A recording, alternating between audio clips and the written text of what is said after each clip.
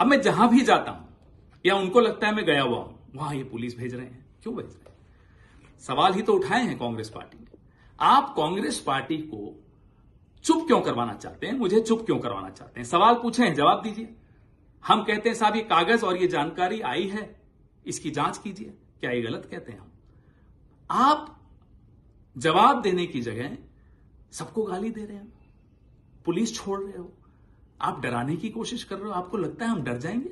आपकी आदत डराने की हो सकती है शर्मा जी, हमारी आदत डरने की नहीं है। कारण बता देते हैं क्यों। मेवाड़ का हूं, कांग्रेसी हूं, राहुल गांधी का सिपाही हूं। अब कैसे डरूंगा? तो डरूंगा तो नहीं, लेकिन हां, क्योंकि मुझे बोलते रहना है, क्योंकि मुझे सवाल पूछते रहना है, मैं आपकी पुलिस को जरूर अवॉइड कर रहा हूं। के अध्यक्ष जिनका राजनीतिक अनुभव आपकी उम्र से ज्यादा है, आपने कल उनके लिए जो अपशब्द इस्तेमाल किए, क्या आसाम की जनता उसको स्वीकार करेगी? इतनी पुरानी, इतनी खूबसूरत सभ्यता, उसमें इस तरह की बदजुबानी बुजुर्गों के लिए तो बिल्कुल शुमार नहीं है, किसी को बिल्कुल पसंद नहीं आई। खैर, आप जानिए आप क्यों इतने गुस्से में, हमें नहीं मालूम। अब कुछ और जानकारियां आई हैं, वेबसाइट्स हैं।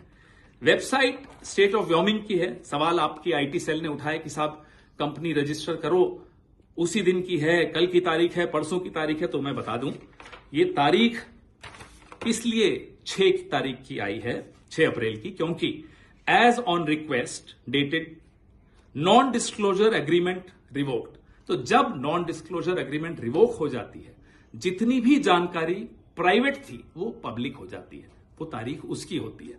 फाइलिंग और इनकॉर्पोरेशन में फर्क होता है।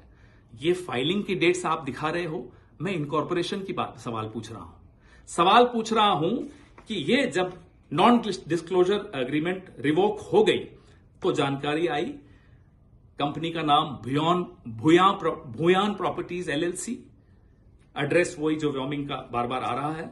Additional article, manager authorised member Reniki Bhuyan Sharma. ये अब नॉन डिस्क्लोजर के बाद की जानकारी डिस्प्ले होनी शुरू हो गई।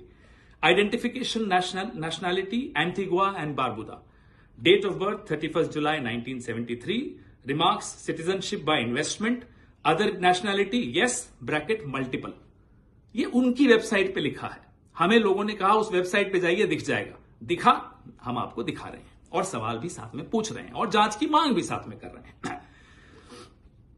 अब एड्रेस ऑफ रेनिकी भूया शर्मा, इसी वेबसाइट पे क्या लिखा है साहब?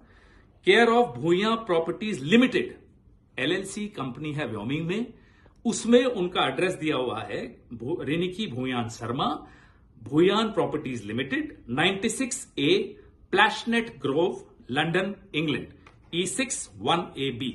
अदर एड्रेसेस, और भी एड्रेसेस लिखे हुए। 1 address number 1 12 festival city Dubai UAE। Second address Sena Kalyan भवन 195 मोती झील ढाका बांग्लादेश। ये सब व्योमिंग की, स्टेट ऑफ व्योमिंग की वेबसाइट पे, जो नॉन डिस्क्लोजर एग्रीमेंट जब रिवोक हो गई उसके बाद आया। फिर ये रेनिकी जी के बारे में है। अब आइए साहब अगले कागज पे।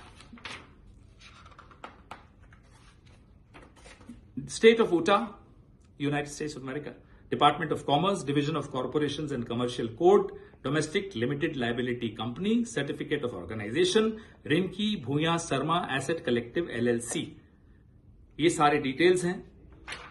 ये सारे कागज जो जो हमें आ रहे हैं, हम सरकार से, आप सबसे साझा कर रहे हैं।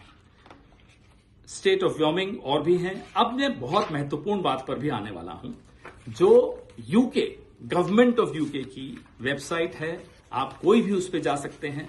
गवर्नमेंट ऑफ यूके ये वेबसाइट है, मैं और ध्यान से दिखा रहा हूं आपको। इस पे जाके क्लिक करिए, Bhuyan properties limited, Bhuyan properties limited, जो कि व्योमिंग में मेंशन्ड है।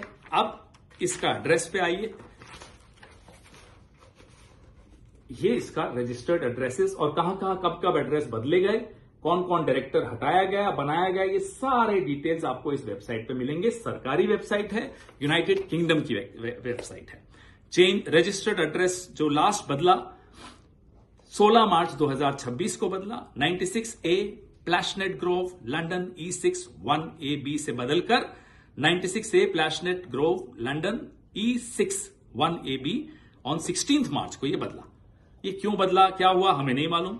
उससे पहले बदला, वो उसके पहले जो एड्रेस था वो था 2 Elizabeth Avenue Ilford IGI 1TU England से लेकर अब प्लैशनेट पे आया। एड्रेस भी बदले, कई बार बदले, ये सब हमारे पास जो आया है। लिंक आया, लिंक किसी ने हमें बताया कि इस पे क्लिक करिए मिलेगा, हमने देखा और मिला। अब हमारे सवाल क्या है,